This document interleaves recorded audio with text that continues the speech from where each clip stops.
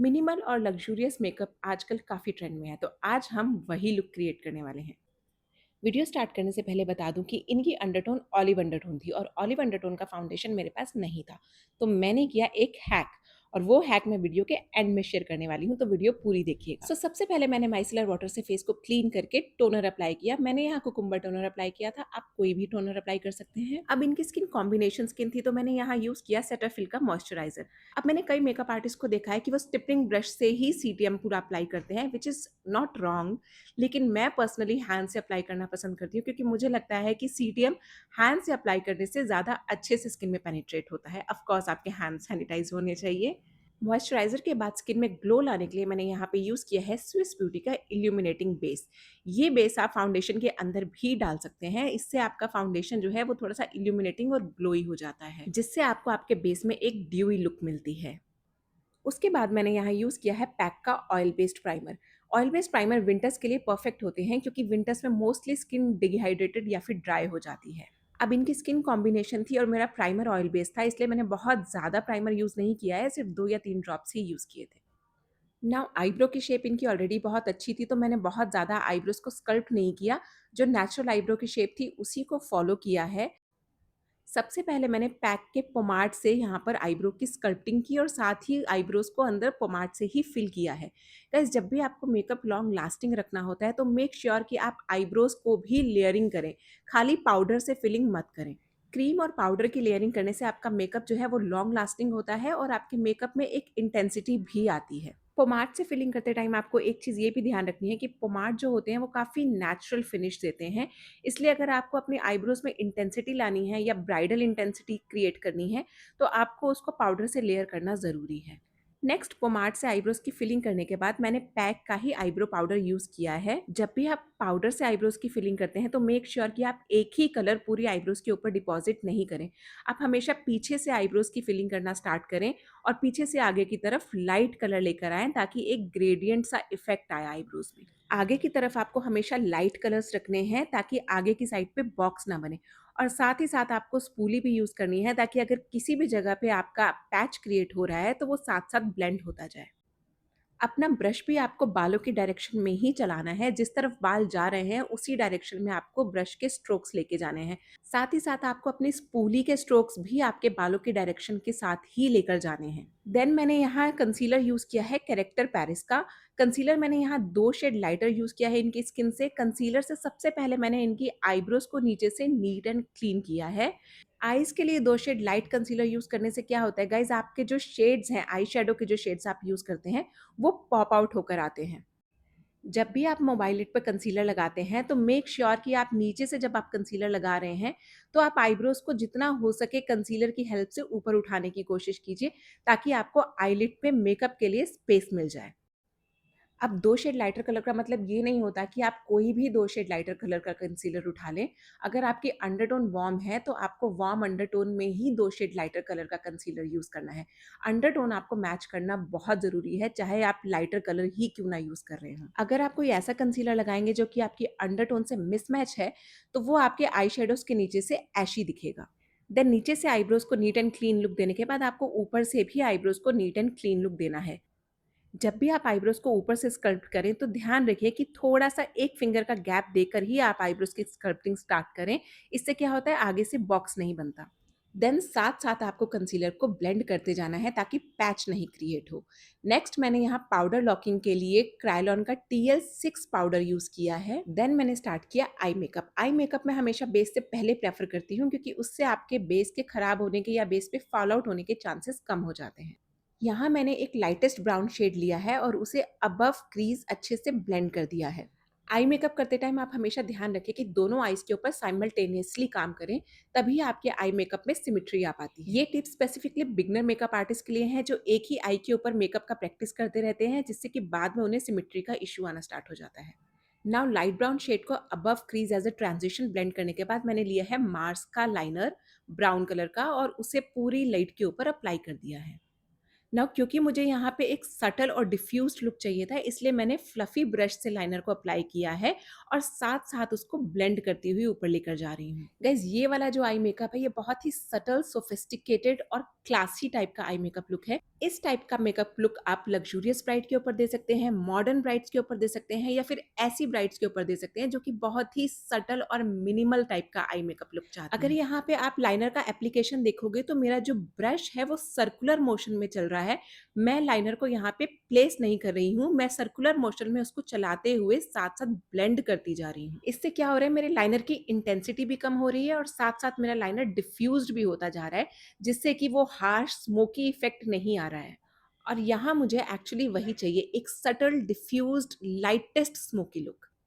Guys इस eye makeup की video में मैंने कट्स बहुत ही कम डाले हैं ताकि आपको ये आई मेकअप बहुत अच्छे से समझ आ जाए और आप अपनी ब्राइड्स के ऊपर कर सकें, क्योंकि ये वाला आई मेकअप बहुत ही ज़्यादा इस टाइम पे ट्रेंडी है, स्पेसिफिकली आजकल की मॉडर्न ब्राइड्स में जो मिनिमम लुक चाहती हैं। इस तरीके का सटल स्मोकी लुक क्रिएट करने के लिए मुझे मार्स के लाइनर बहुत ज़्यादा पसंद है, क्योंकि ये आपको ब्लेंडिंग के लिए प्रॉपर टाइम देते हैं। क्विक ड्राई लाइनर्स जो होते हैं उनसे आईज पे पैच आने के चांसेस हो जाते हैं। अब मैंने एक मीडियम ब्राउन शेड लेके इसे ऑन क्रीज हल्का सा ब्लेंड कर दिया है। इससे क्या होगा, मेरा जो लाइनर मैंने जो अप्लाई किया था उसमें अगर कहीं कोई हार्श लाइन रह गई है या कोई पैच रह गया है तो वो भी डिफ्यूज हो जाएगा और साथ ही साथ मेरी आईज पे एक डेप्थ आ जाएगी, एक डिफाइन लुक आ जाएगा आईज के ऊपर।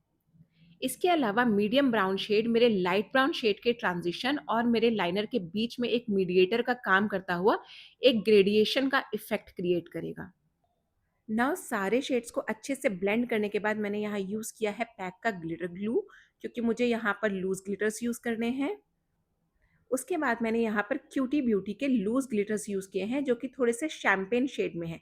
अगर आपको एग्जैक्ट शेड नंबर जानना है तो आप मुझे कमेंट बॉक्स में बता सकते हैं, मैं आपको शेड नंबर शेयर कर दूँगी। अब यहाँ पर मैंने लूज़ ग्लिटर्स को पूरी मोबाइल लिड के ऊपर अप्लाई नहीं किया है, सिर्फ इनर कॉर्नर से लेके 70% तक की ही मोबाइल लिड को कवर किया है। आउटर वी को मैंने थोड़ा-सा मैट ही रखा है। ग्लिटर्स को अच्छे से अप्लाई करने के बाद मैंने यहाँ पर लाइनर के लिए यूज़ किया है मार्स का काजल। ये वाला काजल थोड़ा टील ग्रीन शेड में है। अगर आपको इसका एग्जैक्ट शेड नंबर चाहिए तो आप मुझे कमेंट बॉक्स में बता दीजिए, मैं वो भी आपके साथ शेयर कर दूँगी। काजल मैंने यहाँ थोड़ा-सा मोटा रखा है और आउटर वी की साइड पे एक विंग क्रिएट किया है। जब आप काजल से लाइनर लगाते हैं तो मेक श्योर कि आपकी काजल पेंसिल आगे से बहुत ही शार्प होनी चाहिए, अदरवाइज़ एक एकदम क्लीन जो शार्प लाइनर होता है वो नहीं आता। बट अगेन अगर आपकी पेंसिल आगे से बहुत ज़्यादा पॉइंटेड नहीं है तो आप हमेशा ये टेप वाला हैक यूज़ कर सकते हैं। इस हैक से आप काजल का विंग प्रॉपरली लेकर आ सकते हैं। गाइस जब आप काजल से लाइनर लगाते हैं तो मेक श्योर आप बहुत ड्राई वाला काजल यूज़ ना करें। आप हमेशा वो काजल यूज़ करें जो थोड़े से क्रीमी इफ़ेक्ट देते हैं।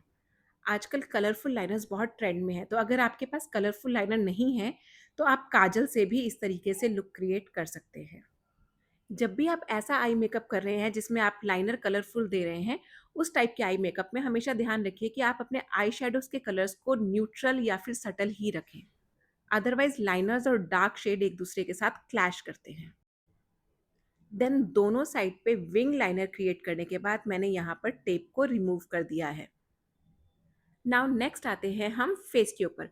फेस पे इनके अंडर आइज के नीचे और फोरहेड के ऊपर जो पिगमेंटेशन था वो कम था और माउथ एरिया के पास पिगमेंटेशन ज़्यादा था। तो मैंने अंडर आइज के लिए एले गर्ल का ऑरेंज करेक्टर और एले गर्ल का ही फॉन कंसीलर को एक साथ मिक्स करके अंडर आइज के नीचे लगाया, ताकि मुझे अंडर आइज को बाद में न्यूट्रलाइज करने के लिए अलग से डार्क शेड ना अप्लाई करना पड़े। इस तरीके की ट्रिक से आपके बेस की एक लेयर कम हो जाती है, जिससे कि आपका बेस जो है आपकी स्किन में एकदम मर्ज्ड दिखता है और ऊपर बैठा-बैठा सा नहीं फील होता। देन मैंने अराउंड द नोज़ न्यूट्रलाइज़ेशन किया और उसके बाद माउथ एरिया पे क्योंकि पिगमेंटेशन ज़्यादा था, तो वहाँ भी मैंने सेम ऑरेंज और फॉन को मिक्स करके ही अप्लाई किया। लेकिन ऑरेंज की क्वांटिटी मैंने ज़्यादा रखी और फॉन की क्वांटिटी मैंने कम रखी कंपेयरिंग टू मैंने अंडर आइज़ पे जो क्वांटिटी रखी थी।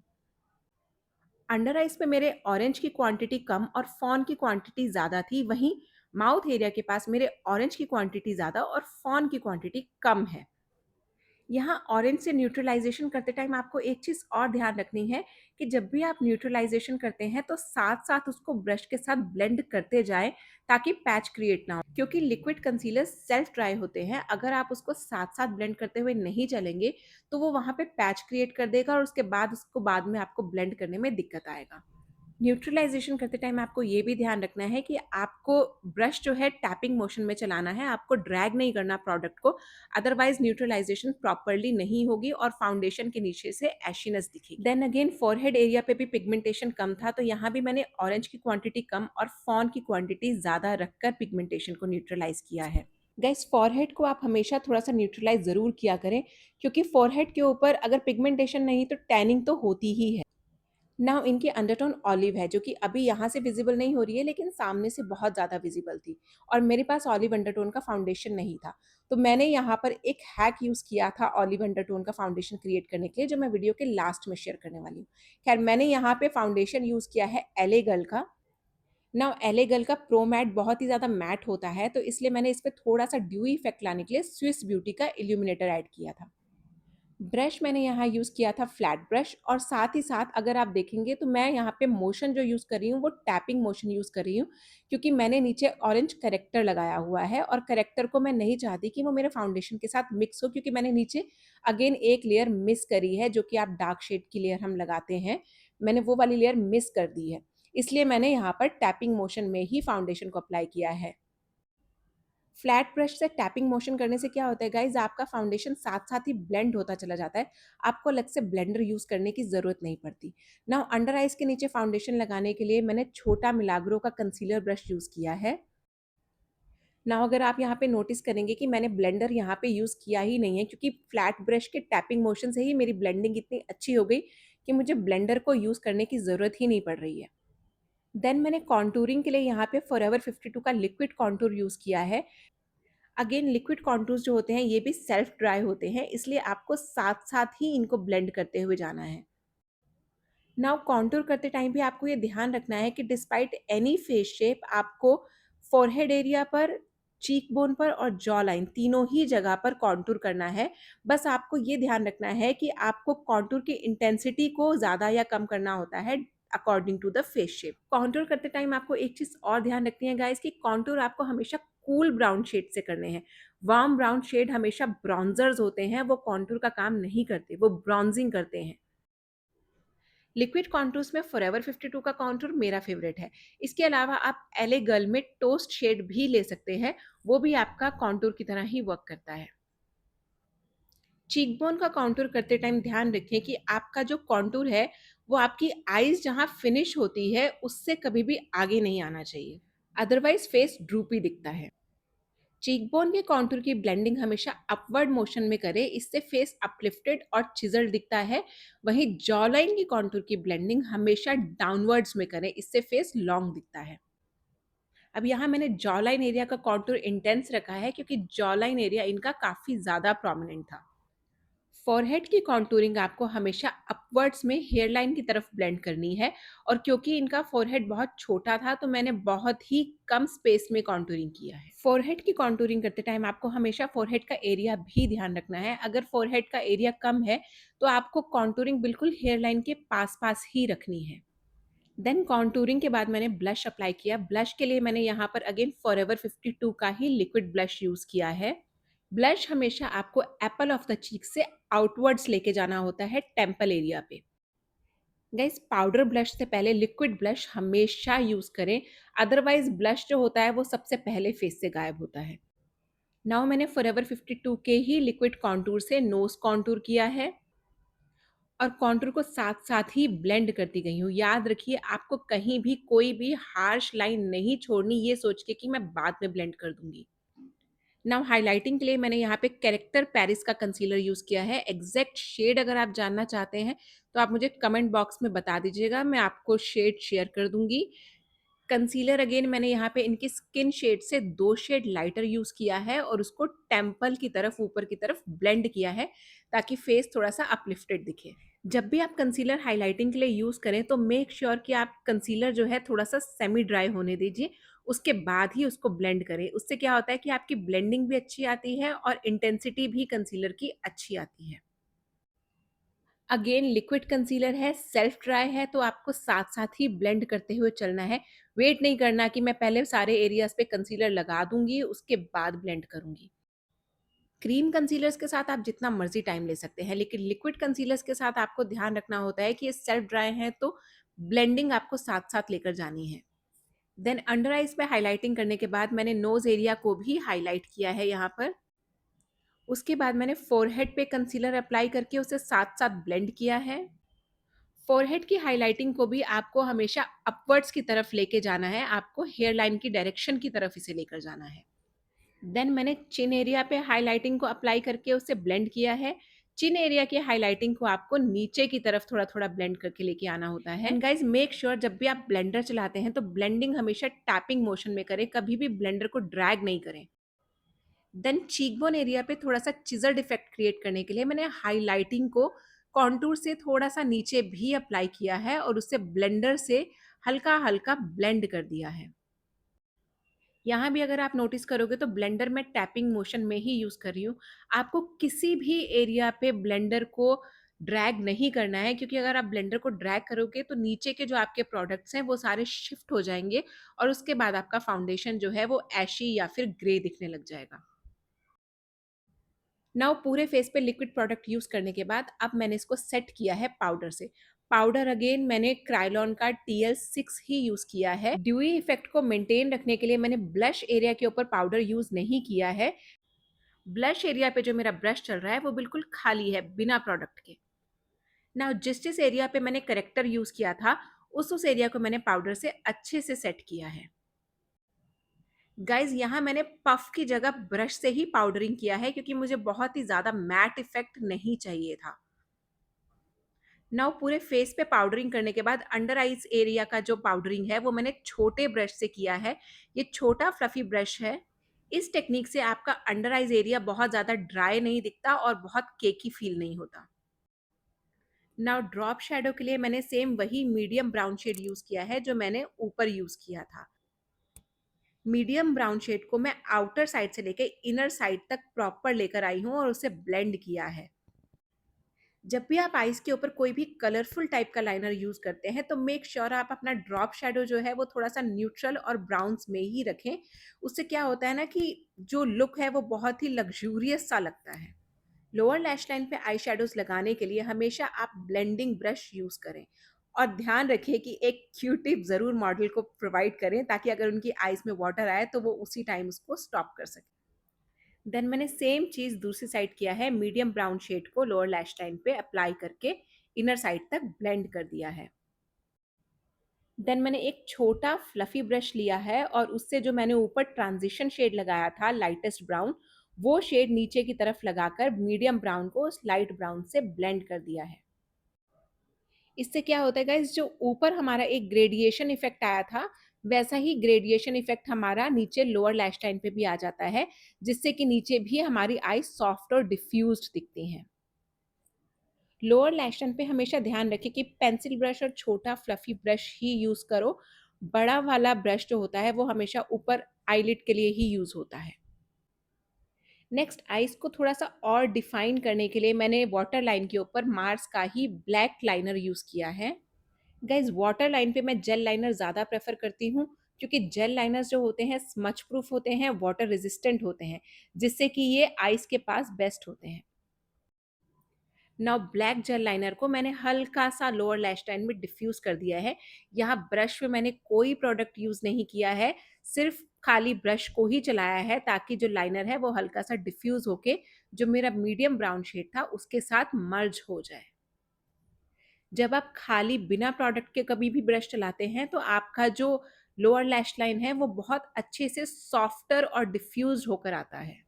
नाउ यहाँ मेरा आई लुक प्रॉपर फिनिश हो गया है। नाउ मैंने पाउडर कॉन्टूर के लिए यहाँ पर मेकअप रिवॉल्यूशन का कॉन्टूर पैलेट यूज़ किया है और कॉन्टूर के लिए मैंने एंगल्ड ब्रश यूज़ किया है।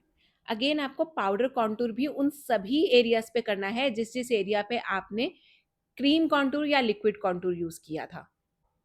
अगेन चीक बोन की कॉन्टूरिंग ऊपर की तरफ, ताकि वो ब्लश के साथ मर्ज हो जाए, और जॉ लाइन की कॉन्टूरिंग नीचे की तरफ, ताकि वो आपके नेक एरिया के साथ मर्ज हो जाए।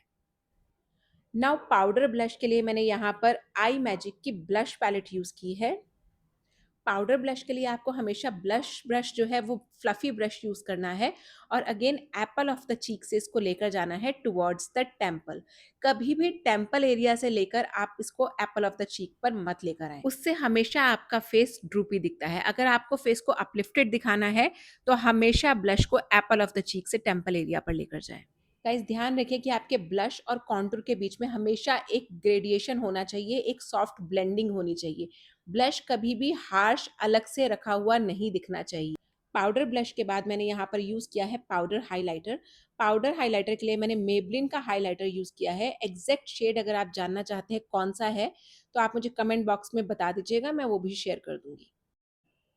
पाउडर हाइलाइटिंग के लिए आपके पास 5 स्पेसिफिक एरिया होते हैं फेस पे। आपका चीकबोन एरिया, आपका फोरहेड, नोज एरिया और चिन एरिया और क्यूपिड्स बो।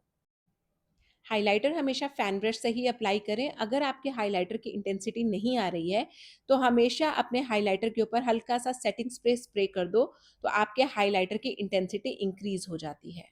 मेबलिन के अलावा आप यूरोप गर्ल का हाइलाइटर पैलेट भी अपनी वैनिटी में रख सकते हैं, उसका पिगमेंटेशन भी बहुत अच्छा है। देन नेक्स्ट मैंने यहाँ पर लैशेस अप्लाई की हैं। लैशेस मैंने यहाँ पर आई मैजिक की यूज़ की है, और लैशेस को होल्ड करने के लिए मैंने पैक की लैश ग्लू यूज़ की है। लैशेस अप्लाई करते टाइम इनर साइड पे लैशेस को अच्छे से प्रेस करें, क्योंकि लैशेस हमेशा सबसे पहले इनर साइड से ही ओपन होती हैं। देन लैशेस को अप्लाई करने के बाद मैंने लाइनर के विंग को वापस से थोड़ा सा इंटेंसिफाई किया है। गाइस ध्यान रखिए कि अगर आप लाइनर को बेस से पहले लगा रहे हैं तो बेस लगाने के बाद लाइनर को वापस से एक बार इंटेंसिफाई ज़रूर करें। कलरफुल लाइनर्स को जब भी आप गैप में रीटचिंग देते हो तो उसकी इंटेंसिटी जो होती है वो इंक्रीज हो जाती है। नाउ मैंने यहाँ पर फॉरएवर 52 का मस्कारा यूज़ किया है। जब भी आप मस्कारा अप्लाई कर रहे हैं तो जब आप नीचे की साइड पे मस्कारा अप्लाई करते हैं तो मॉडल को ऊपर देखने के लिए कहिए, और जब आप ऊपर की साइड पे मस्कारा अप्लाई करते हैं तो मॉडल को नीचे देखने के लिए कहिए। इससे मस्कारा एप्लीकेशन आपके और क्लाइंट के दोनों के लिए ही ईजी हो जाता है। मस्कारा एप्लीकेशन के बाद मैंने यहाँ पर लिप लाइनर अप्लाई किया है। लिप लाइनर मैंने यूज़ किया है स्विस ब्यूटी का। एग्जैक्ट शेड आप मुझसे कमेंट बॉक्स में पूछ सकते हैं। गाइज लिपस्टिक जब भी आप लगाते हैं तो कभी भी लिपस्टिक डायरेक्टली मत लगाएं। हमेशा पहले लिप लाइनर से लिप्स की लाइनिंग करें और उसके बाद उसी लिप लाइनर से लिप्स को फिल करें, और उसके बाद ही उसके ऊपर लिपस्टिक अप्लाई करें। ऐसा करने से आपकी लिपस्टिक जो है वो लॉन्ग लास्टिंग होती है। नाउ लिप लाइनर से आउटलाइनिंग और फिलिंग करने के बाद मैंने यहाँ पे फॉरएवर 52 की पैलेट से लिपस्टिक यूज़ की है। यहाँ मैंने 2 शेड्स को मिक्स करके लिपस्टिक को लिप्स के आउटर एरिया पर अप्लाई किया है, और उसके बाद मैंने एक लाइटर शेड को सेंटर में अप्लाई किया है, और सेंटर में लाइटेस्ट शेड अप्लाई करने के बाद मैंने उसको पेंसिल ब्रश से ब्लेंड कर दिया है। इस ट्रिक से आपके लिप्स थोड़े से पाउटी दिखते हैं। मेक श्योर कि आपकी लिपस्टिक का डार्क शेड और लाइट शेड आपस में एक दूसरे के साथ अच्छे से ब्लेंडेड हो और कोई हार्श लाइन विजिबल ना हो। And here we are done with our makeup. तो चलो अब रिवील करते हैं फाउंडेशन की ट्रिक जो मैंने यहाँ पर यूज़ की है। नाउ मेरे पास ऑलिव अंडरटोन का फाउंडेशन नहीं था और इनकी अंडरटोन बहुत ज़्यादा ऑलिव थी, तो मैंने क्या किया, मैंने ग्रीन कलर का आई शेडो लेकर उसको थोड़ा सा आई शेडो पैलेट से स्क्रेप करके फाउंडेशन के अंदर मिक्स कर दिया, जिससे कि मेरा फाउंडेशन जो है वो वार्म ऑलिव हो गया और इनकी अंडरटोन के साथ मैच हो गया। ऐसे ही छोटे छोटे लेकिन बहुत ज़्यादा इंपॉर्टेंट टिप्स के लिए मुझे फॉलो करना मत भूलना। और अगर वीडियो अच्छा लगा हो तो वीडियो को लाइक, कमेंट, शेयर ज़रूर करना, और सब्सक्राइब करना मत भूलना, और लुक को ज़रूर रिक्रिएट करना।